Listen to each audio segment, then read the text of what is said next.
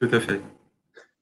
Bien, bonsoir à tous. Merci à tous d'être avec nous ce soir. Bienvenue. C'est notre 52e conférence Biotech Finance en partenariat avec France Biotech. Et ce soir, j'ai le plaisir d'accueillir Philippe Verberde, qui est le PDG d'Alfprotect. Bonsoir Philippe. Bonsoir Jacques Bernard. Merci d'être avec nous. Je vous en prie. Avec Alfprotect, évidemment, on aborde le domaine plus particulièrement du système nerveux central, d'Alzheimer et d'une maladie orpheline qui est la paralysie supranucléaire progressive qui frappe 55 000 personnes en Europe et aux États-Unis et qui se rapproche un tout petit peu de la maladie d'Alzheimer, en fait, dans ses principes. Le candidat d'Alfprotect, c'est AZP 2006 qui cible 3 marqueurs pour bloquer la PSP quand les compétiteurs se concentrent sur un seul marqueur à la fois. On en parlera tout à l'heure aussi. L'entreprise est dans sa 13e année, si je ne me trompe pas. Tout à fait, oui. Voilà. 13e année, elle a levé 18 millions d'euros en 2018, obtenu le feu vert de la NSM 2019, c'était en septembre-octobre 2019, pour le lancement d'un essai de phase 2A. Ça, c'était en septembre dernier, effectivement. Précisons que AZP 2006 a obtenu le statut de médicament orphelin auprès de la FDA et de l'Agence européenne du médicament. Voilà, donc j'ai donné un peu toutes ces nouvelles. Philippe, maintenant, on sort d'une crise qui est quand même rarissime et qui a touché les entreprises de biotech, et vous aussi, puisque vous aviez en cours le lancement de cet essai clinique. Alors, parlez-nous un peu de cet épisode, comment vous l'avez vécu et quels ont été les impacts, les conséquences sur le développement de Alfprotect. Très bien. Oui, donc en fait, nous avons, comme vous l'avez dit, nous avons obtenu l'autorisation pour cet essai de la part de l'ANSM fin 2019. En début 2020, nous avions la bonne nouvelle du comité de protection des personnes et nous étions donc sur les starting blocks pour commencer cet essai de phase 2A, donc pour recruter les premiers patients mi-mars 2020. Et le confinement donc arrive et en fait, comme nos patients sont des personnes sensibles, elles ne pouvaient plus être reçues dans les hôpitaux dans des conditions de sécurité. Donc, les centres d'investigation clinique, donc le CHU de Lille ici et l'hôpital de la Pitié-Salpêtrière ont décidé de suspendre le recrutement des patients. Voilà. Donc, nous n'avons pas pu recruter le premier patient en mars et je dirais que c'était une bonne chose que nous n'ayons pas pu recruter plus tôt car nous aurions dû stopper le traitement. Voilà. Donc, c'était une situation un petit peu compliquée. Mais nous avons pu reprendre donc la sélection des patients, le recrutement, et j'ai une très bonne nouvelle à annoncer. Nous avons traité notre premier patient hier. Voilà, donc c'est une personne qui a été recrutée, sélectionnée et traitée, donc qui va maintenant pouvoir bénéficier d'un traitement d'une durée de 3 mois. Et nous espérons donc recruter les 36 patients dans l'année qui vient, de façon à pouvoir avoir les résultats à partir de mi-2021. Enfin, alors, quelles sont les caractéristiques de la PSP et est-ce que vous pouvez nous détailler et Bien sûr. le traitement que vous appliquez, les caractéristiques de la science que vous développez? D'accord. Alors la PSP, donc c'est la paralysie supranucléaire progressive, c'est une maladie orpheline qui est voisine de la maladie d'Alzheimer. Elle partage avec elle 2 marqueurs. Le premier, c'est l'hyperphosphorylation de la protéine Tau. Le deuxième, c'est une neuroinflammation massive. Alors, c'est une maladie qui touche les gens à partir de l'âge de 50, 55 ans, qui est très invalidante, qui évolue très, très vite et dont les symptômes sont des symptômes à la fois moteurs et à la fois cognitif. Donc, les symptômes sont à peu près à mi-chemin entre la maladie d'Alzheimer et la maladie de Parkinson. Voilà. Donc, notre produit, la ZP 2006, est un produit qui va agir au travers d'un facteur de croissance pour neurones, d'un facteur neurotrophique qui s'appelle la progranuline. Et au travers de l'action de ce facteur neurotrophique, nous allons affecter plusieurs voies, donc qui comprennent pour la PSP l'inhibition ou la prévention de la phosphorylation de taux. Nous avons obtenu sur des modèles animaux de souris transgéniques des résultats extrêmement bons. En fait, on abolit complètement la phosphorylation de taux. Et la progranuline est également impliquée sous sa forme granuline dans la neuroinflammation. Et en fait, le produit va venir stabiliser les quantités de progranuline dans les cellules du cerveau, notamment celles de la microglie, qui sont, comme vous le savez, un peu le système immunitaire, et donc permettre la libération de façon stable de la progranuline qui va se diriger vers les neurones. Et donc, les neurones seront à la fois protégés. Donc, on a une neuroprotection puissante. Nous avons une inhibition de la phosphorylation de taux, une abolition de la neuroinflammation, également, et ça concerne la maladie d'Alzheimer, une diminution de la sécrétion du peptide amyloïde, le fameux peptide amyloïde qui va produire des plaques, qui sont des marqueurs relativement bien connus pour la maladie d'Alzheimer. Donc, en fait, au travers d'un seul facteur, nous affectons, donc, comme vous le disiez à juste titre, les 3 marqueurs bien connus de la maladie d'Alzheimer, mais aussi les 2 facteurs communs avec la PSP. Mais en fait, l'action de la progranuline va également au-delà de ça. C'est un facteur neurotrophique qui va permettre de faire, de recréer des connexions, de faire grandir ce que l'on appelle les neurites et de permettre de récupérer les connexions des neurones entre eux. Alors, ce que l'on a vu sur un modèle de souris, c'est qu'en fait, si l'on traitait des souris à un stade très, très avancé de la maladie, où elles ont perdu quasiment toute leur capacité cognitive, eh bien, ces souris récupèrent complètement en 2 à 4 mois. Donc, on a réversé complètement les symptômes de la maladie d'Alzheimer dans ce cas-là chez ces souris. Donc, on a en fait un double effet. Le produit va stopper la neurodégénération, donc va être neuroprotecteur, puis ensuite il va relancer les connexions des neurones entre eux. Et ce que l'on observe chez la souris, c'est-à-dire la réversibilité des symptômes. Alors, si on applique ça à l'être humain, on peut rêver, je pense qu'on peut imaginer pouvoir intervenir à un stade relativement tardif de la maladie d'Alzheimer. Voilà. Donc, on est les seuls à développer un produit qui va maintenir les niveaux de progranuline, et en tout cas les seuls à être en phase 2. Techniquement, quelles ont été les difficultés, les principales difficultés à surmonter là où il y a vraiment eu, comment dire, un surcroît, une demande de technicité supplémentaire par rapport à d'autres secteurs? Alors, les difficultés, en fait, elles sont multiples. Je pense que dans le développement de tout produit à visée pharmaceutique, le nerf de la guerre, c'est l'argent.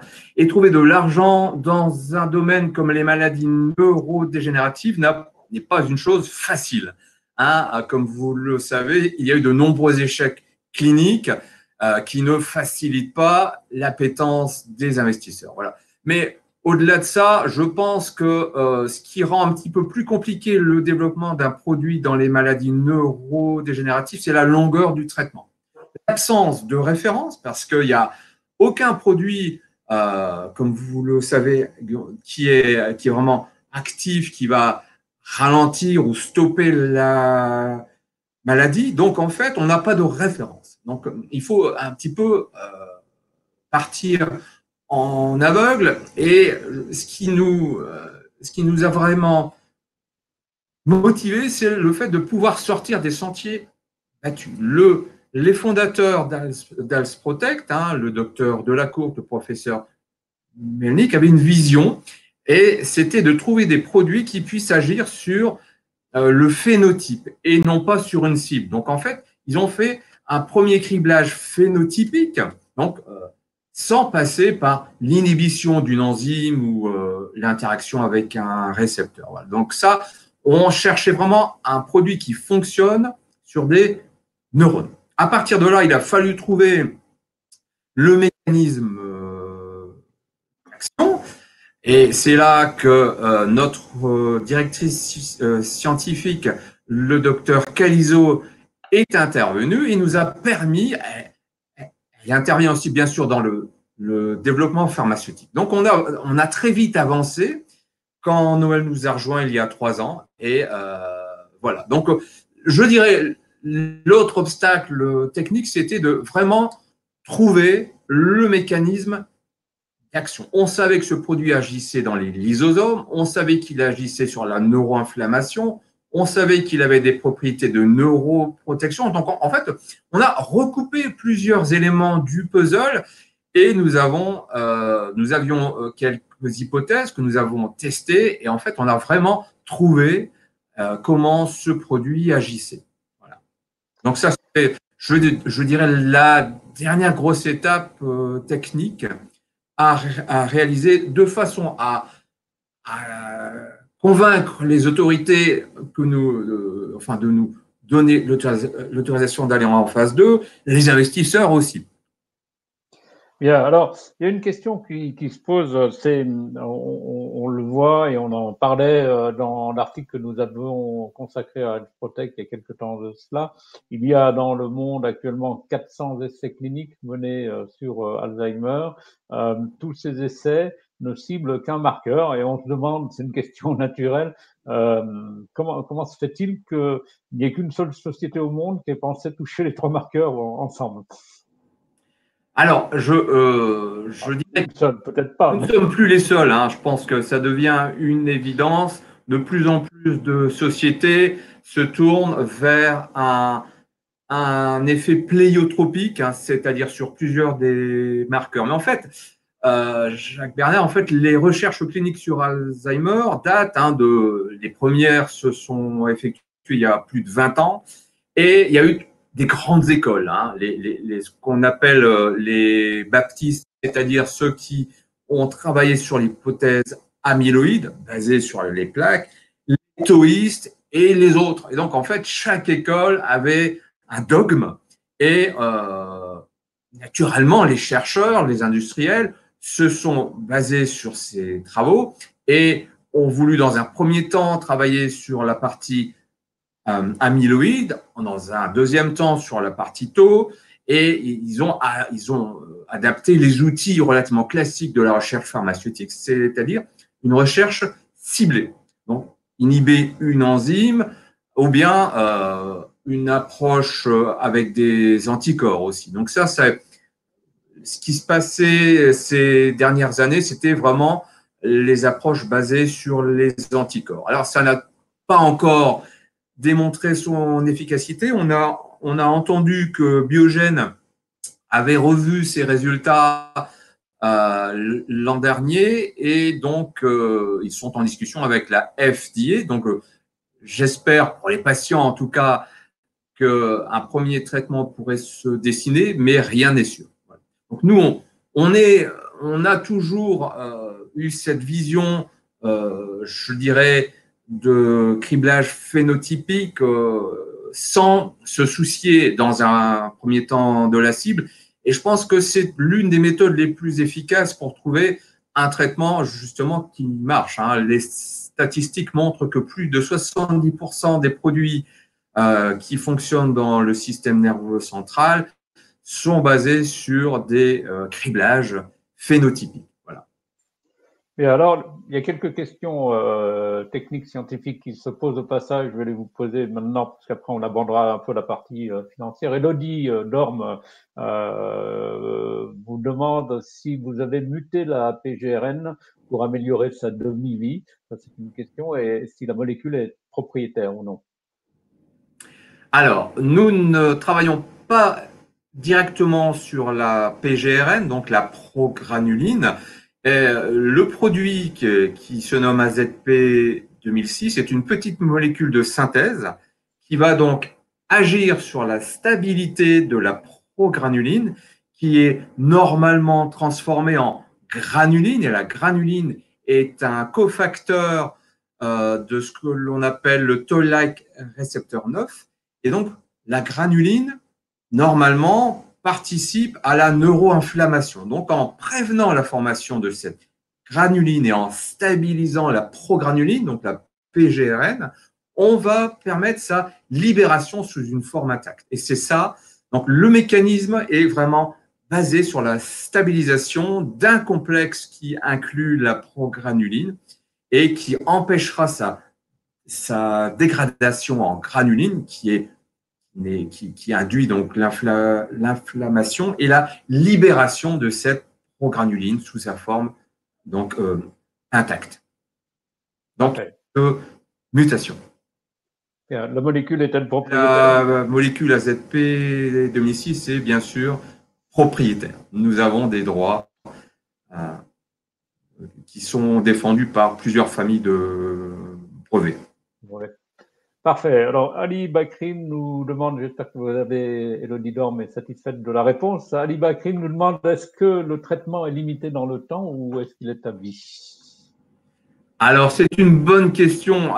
On envisage généralement pour ces maladies neurodégénératives un traitement à vie à partir du moment où le diagnostic est posé. Parce que la neurodégénération, on comprend de mieux en mieux comment elle fonctionne, mais il semble difficile de prédire que nous pourrions stopper de façon définitive la neurodégénération. Donc, je dirais plutôt un traitement à vie, avec une vie améliorée. Très bien. Alors, une question sur la concurrence, parce qu'il faut en parler un tout petit peu. Vous avez abordé légèrement. C'est Bertrand Le Bourgeois qui demande si vous connaissez la société Agenté et si vous connaissez le test précoce d'Alzheimer en cours de développement par cette société Agenté. Oui, je connais la société Agenté. C'est l'une des sociétés qui développe donc des outils de diagnostic. On espère aussi des outils de theranostic, c'est-à-dire de suivi de l'effet du produit. Donc, je pense que c'est l'une des nombreuses voies prometteuses. La question du diagnostic est vraiment très, très importante. Nous travaillons pour l'instant sur la PSP. Le diagnostic est un peu plus précis que celui pour la maladie d'Alzheimer, mais je pense que de toute façon, un traitement efficace ne se développera qu'avec un outil de diagnostic efficace aussi. Et je pense qu'il y a plusieurs voies. Alors oui, je connais Agenté et j'espère qu'ils pourront mener à bien leur outil. Bien. Et la question à suivre, c'est qu'est-ce que vous pensez si vous connaissez leur test de diagnostic, qu'est-ce que vous en pensez? Est-ce que vous pensez qu'un jour on pourrait retrouver votre produit associé au test d'Agenté? Alors, oui, bon, je laisserai le soin à Agenté de présenter leur produit. Nous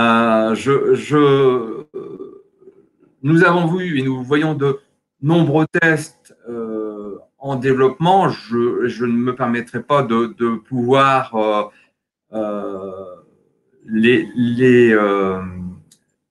classer. Donc, je laisserai le soin à Agenté de vendre leurs produits. Ok. Alors, Je rappelle que vous pouvez poser vos questions par écrit hein, dans la partie questions et chat. Pour la suite, maintenant, on va aborder le volet financier, le parcours financier d'Adprotech, parce que c'est intéressant aussi. Pas si simple hein, dans ce domaine de lever des fonds. Pourtant, Tout à fait. depuis le début, vous avez levé pas mal de fonds. J'ai eu un analyste financier il n'y a pas si longtemps qui me disait qu'il méritait de lever 70 millions d'euros d'un coup. Bon, c'est pas si facile en France, mais quand même, vous y arrivez. Et racontez-nous un peu ce parcours. Très bien. Alors, nous avons commencé. Donc, la société a été fondée en novembre 2007 par le docteur Delacourte et le professeur Patricia Melnick. Et ils ont obtenu donc des fonds d'amorçage à l'époque d'un fonds régional qui s'appelle Finovam, de l'université de Lille, hein, c'est un fait assez rare qu'une université puisse investir, et des fonds privés, des personnes privées. Voilà. Donc, nous avons démarré avec ces fonds-là et bon, moi, je travaille depuis plus de 30 ans dans le domaine de la biotech, la pharma. J'avais déjà fait d'autres levées de fonds, notamment dans les années 90, où c'était un petit peu la bulle biotech et où on avait élevé 39 millions de dollars à l'époque en quelques mois. Donc,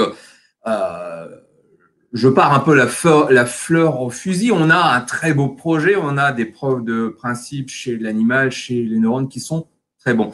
Et en 2012-2013, les essais cliniques Alzheimer sont des échecs cuisants. Voilà. Donc là, les portes des investisseurs se referment un peu et nous avons revu un peu notre stratégie en s'orientant vers une maladie orpheline, de façon à obtenir le statut orphelin, ce que nous avons eu auprès de l'Agence européenne et auprès de la FDA. Nous avons eu également en même temps la venue d'un business angel important, hein, Monsieur Besançon, et qui nous a permis donc d'enchaîner sur les phases cliniques et d'enrichir notre portefeuille de preuves de principe. Voilà. Grâce à ça, et donc avec la venue de Noël qui nous a rejoint, nous avons pu constituer un dossier très solide et lever donc auprès du fonds Xeris à Paris près de 14 millions d'euros et donc 12 auprès de Xeris et 2 auprès de nos investisseurs historiques. Voilà. Donc, cet argent nous sert à financer la phase 2A, et donc, qui a maintenant démarré officiellement depuis hier avec le premier patient, comme je le. Voilà. Donc, à l'heure actuelle, nous faisons, donc avec le fonds Xeris aussi, nous faisons une levée de fonds bridge à hauteur de 5 millions, de façon à pouvoir préparer les prochaines étapes. Les prochaines étapes seront bien sûr une phase 2B en Europe et une phase 2A, 2B aux États-Unis, toujours sur la PSP. Avec les résultats de la phase 2A, qui devrait donc intervenir en 2021, nous allons pouvoir redesigner bien sûr une phase 2B, mais faire une phase 2A, 2B avec les éléments donc, que nous aurons appris. Mais nous avons pris le soin d'inclure pour cette phase 2A qui se déroule plus de 20 biomarqueurs. Et donc, certains sont communs avec la maladie d'Alzheimer, mais donc ces 20 biomarqueurs pourraient montrer, je dirais, un effet pharmacologique dès cette phase 2A. Donc, ce sera vraiment très, très important. On est vraiment au point d'inflexion de la valorisation de la société, comme toute biotech qui rentre en phase 2. Et là, on a vraiment mis toutes les chances de notre côté de façon à pouvoir avoir des outils, des armes, des résultats qui pourraient s'avérer être prometteurs. En tout cas, c'est ce que nous pensons. Voilà. Donc, la prochaine étape, lorsque nous aurons fini cette levée bridge, d'ailleurs, j'invite tous les investisseurs ici présents à nous contacter parce que je pense que investir maintenant, c'est vraiment le bon moment parce que lorsqu'on aura fini cette phase 2A, la valorisation sera sur une pente ascendante, bien sûr. Voilà. Et donc, la prochaine levée se fera l'an prochain, entre 35 et 40 millions, pour financer cette phase 2B et cette phase 2A, 2B. L'objectif reste néanmoins de faire un partenariat avec un industriel pour démarrer les essais cliniques dans le domaine de la maladie d'Alzheimer, qui reste notre point de focus, hein, malgré tout, sur le long terme. Très bien. Alors, dans cette, vous êtes parti sur une très grosse levée de fonds, hein, 35 à 40 millions. Il y a une chose qui pose question, la recherche de partenariats industriels. Est-ce que vous l'avez exploité? Est-ce que c'est une piste que vous avez exploitée ou que vous allez exploiter? Comment est-ce que vous voyez ces choses? Parce que ça donne de la valeur à la société, ces Tout à partenariats. fait. Tout à fait. Alors, vous savez, dans le domaine des maladies neurodégénératives où le taux d'échec où le taux de succès, on va dire, est proche de zéro, l'industrie, la biotech, la grosse biotech est devenue de plus en plus précautionneuse et nous sommes bien sûr en contact et nous avons enclenché les contacts avec la pharma. D'ailleurs, eux nous contactent régulièrement et ils sont tous très attentifs. Alors, nous sommes en contact un petit peu plus appuyé, on va dire, avec certains d'entre eux qui veulent être là, qui veulent être les premiers lorsque nous aurons les résultats de phase 2A. Alors, nous avons des Japonais, des Chinois, des Américains, voilà, et des Européens aussi. Mais plus précisément, les Asiatiques sont vraiment très enclins à se rapprocher de nous. Le marché est important, que ce soit le Japon ou même la Chine, bien sûr. On parlait au départ de cette crise Covid qui a impacté sur un tout petit peu sur vos essais cliniques, qui a impacté sur le calendrier, on va dire, de la société. Financièrement, ça n'a pas été trop difficile. Est-ce que ça n'a pas trop impacté non plus de ce côté-là? Alors ça a un peu impacté, comme je disais, nous avions cette levée bridge de 5 millions que nous aurions vu avancer un petit peu plus vite. Donc la crise du Covid a été également financière, donc ça ralentit, je dirais, ces levées. En plus, ça ne permet pas de se déplacer, d'aller voir les investisseurs, même si les outils vidéo marchent bien. Je pense que pour lever des fonds, il faut voir les gens des visus. Donc, ça a bien sûr impacté notre levée de fonds. Alors, la bonne nouvelle, c'est que l'État a permis donc ces fameux PGE, prêts garantis, nous permet de percevoir le crédit impôt recherche plus rapidement. Donc, on a eu cette aide, ce coup de pouce de l'État, que je remercie d'ailleurs. Donc, ça nous aide un peu à passer cette crise. Vous parliez des Asiatiques qui étaient très attentifs. Est-ce que Tout ça à veut fait. dire que, du point de vue des investisseurs, peut-être dans votre roadshow à venir, ce sont des investisseurs potentiels parce qu'on sait ils sont très attentifs côté financier. On voit beaucoup de fonds asiatiques arriver en France. Il y a eu quelques intervenants qui sont passés dans nos conférences qui ont effectivement signalé eux aussi ils étaient très éveillés et que la crise pour leur part pour le moment était derrière eux et qu'ils étaient beaucoup plus actifs. Est-ce que vous le sentez de votre côté? Tout à fait, oui, oui. Depuis un an, le nombre de fonds asiatiques, notamment des fonds chinois, voire des pharma, qui nous contactent, même directement, a fortement augmenté. J'ai mon fils qui travaille dans le domaine de la finance à Shanghai, donc lui-même me dit que vraiment, la Chine, les investisseurs chinois s'ouvrent aux investissements dans le domaine de la santé en Europe et même un petit peu partout dans le monde.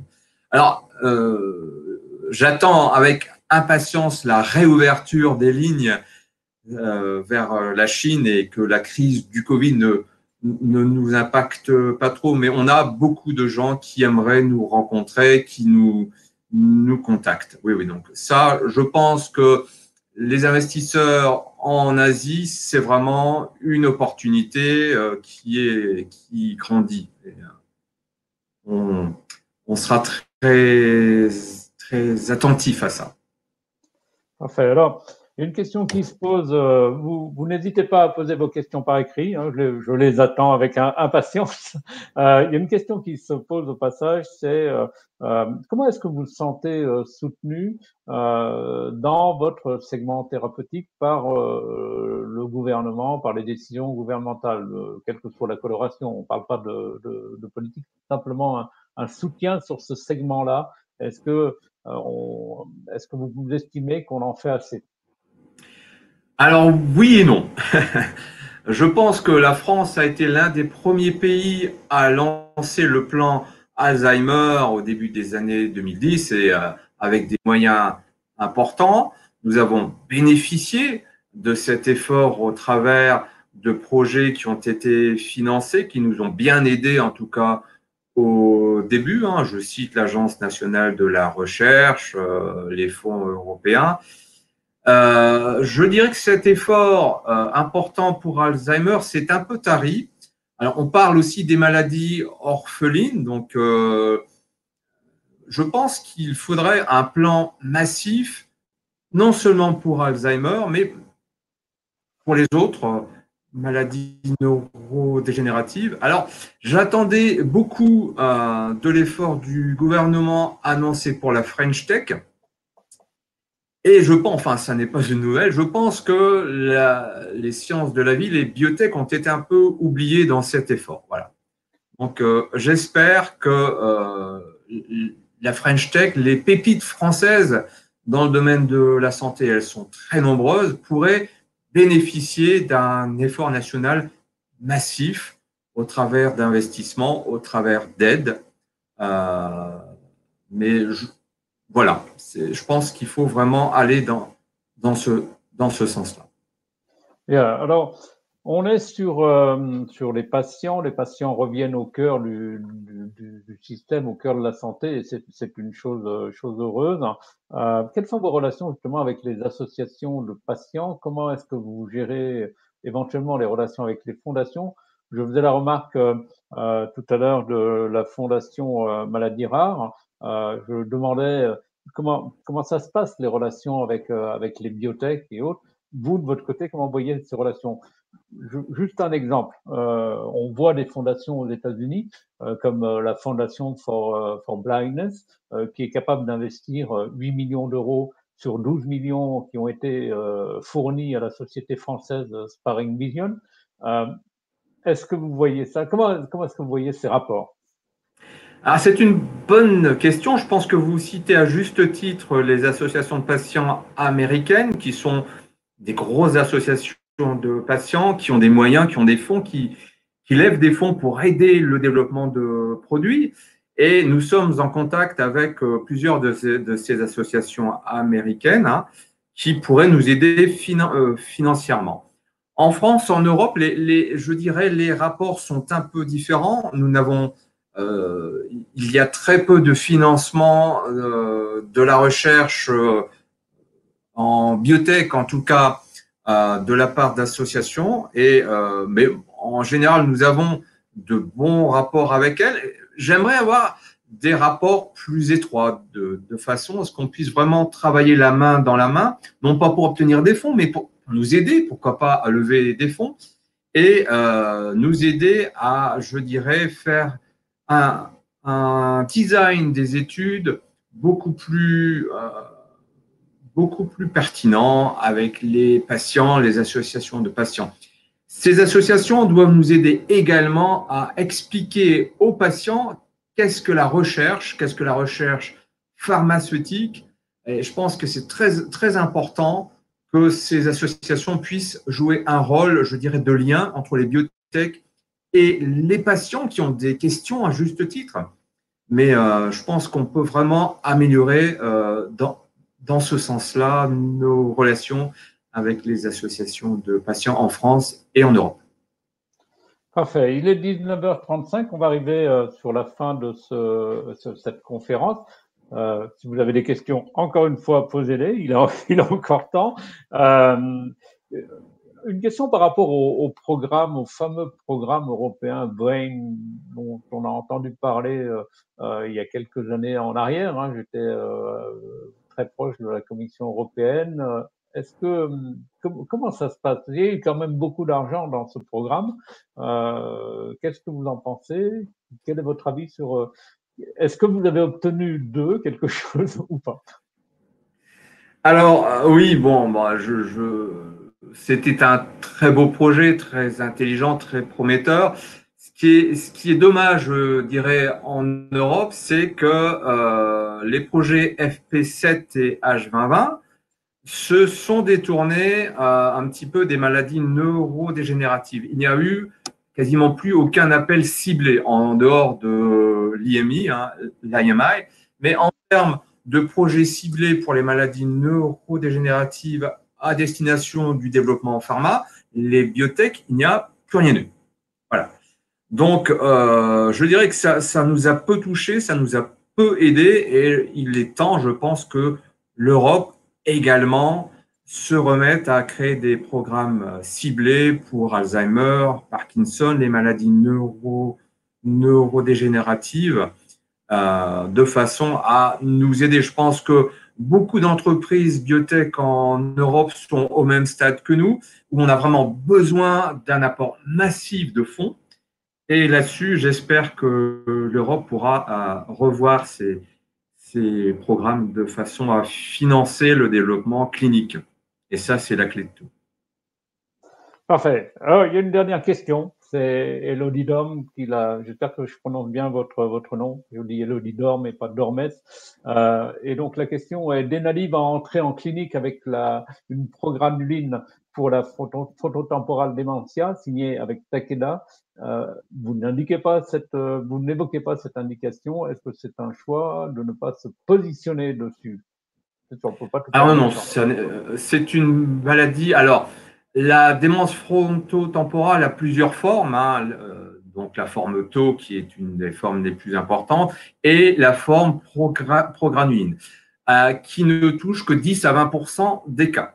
Ça reste une aire thérapeutique d'intérêt, c'est même une aire thérapeutique logique pour un produit qui agit sur la progranulin, mais il faut savoir que le nombre de patients touchés par cette forme de démence frontotemporale progranulin n'est pas très élevé. Donc, au risque de ne pas pouvoir recruter des patients rapidement, nous nous consacrons pour l'instant à la PSP. Alors, il y a aussi un choix lié à l'historique de la société. Comme je le rappelais il y a quelques instants, nous avons découvert avec Noël le mécanisme d'action sur la progranulin il y a environ 3 ans. Et nous avions déjà démarré le programme PSP avec le statut orphelin. Donc, nous n'oublions pas la démence frontotemporale et c'est une aire thérapeutique que nous souhaitons aborder, donc avec les levées de fonds à venir. Philippe, personne ne veut vous laisser partir comme ça. C'est encore une question. C'est Christine Préto de la Fondation Maladies Rares, justement, qui vous demande si vous avez pu bénéficier d'un protocole assistance suite à l'ODD pour vous aider à designer votre étude clinique. Alors oui, nous sommes en contact, en tout cas avec l'EMA pour ça, et c'est surtout à viser de la phase 2B. Hein. Pour la phase 2A, c'est une phase 2A relativement classique pour laquelle nous souhaitons démontrer la bonne tolérabilité, l'innocuité du produit et pourquoi pas un effet sur les marqueurs. Mais la phase 2B sera une phase à l'échelle européenne avec environ 200 patients. Il y aura plus de 30 centres cliniques. Hein. Donc, on est vraiment en contact étroit avec eux. Et oui, nous allons bénéficier du protocole assistant. Nous sommes déjà en contact pour ça. Merci. Parfait. Il est 19h40 pile. On a tenu jusqu'à 19h40 et c'est très bien parce qu'on a eu beaucoup Bien. d'informations. Merci beaucoup, Philippe, Merci, Jacques d'avoir Bernard. répondu à toutes nos interrogations. Ce fut Alors, un plaisir. comme d'habitude, je vais évoquer le fait demain. Il n'y a pas de conférence évidemment parce que demain nous sortons le numéro 905 de Biotech Finance avec quelques belles interventions. Notamment, j'ai fait un point avec Shane Garakanian qui est à Boston, qui est infectiologue et qui nous parle de la crise vécue côté américain, de ce qui s'est passé. Il nous donne les tendances et puis les investissements. Il y a eu beaucoup de choses qui se sont passées, beaucoup de collaborations qui n'ont pas pu avoir lieu à cause d'un espèce d'isolationnisme, on va dire, ambiant. Ensuite, pour lundi, nous avons une conférence avec la Fondation Maladies Rares, justement, qui va venir intervenir avec Daniel Sherman, qui est son nouveau directeur, qui viendra nous faire un point. Mardi, c'est le patron, le PDG de Debiopharm, qui est en Suisse, à Lausanne, qui s'appelle Thierry Mauvernet. Alors ça, c'est une figure, hein. Debiopharm, c'est une Monsieur entreprise. Mauvernet, oui, oui. Voilà, c'est une entreprise visionnaire, hein, et il va expliquer un peu tout ce qu'ils font parce qu'ils en font des choses, ils investissent, ils rachètent des petites sociétés de diagnostic, ils entrent dans la médecine personnalisée et puis récemment ils ont eu quelque chose d'extraordinaire en oncologie, hein, avec une molécule qu'ils développent. Voilà un peu pour le début de semaine qui est plutôt prometteur. Voilà. Tout Alors à fait. si vous voulez me faire plaisir, vous faites comme Philippe, qui est un abonné historique et fidèle de longue date. N'hésitez pas à visiter notre site, à regarder nos informations. J'espère que ça vous plaira et que vous reviendrez nos fidèles abonnés pendant ce temps-là. Merci beaucoup encore et à très bientôt. Merci Philippe. Merci à vous.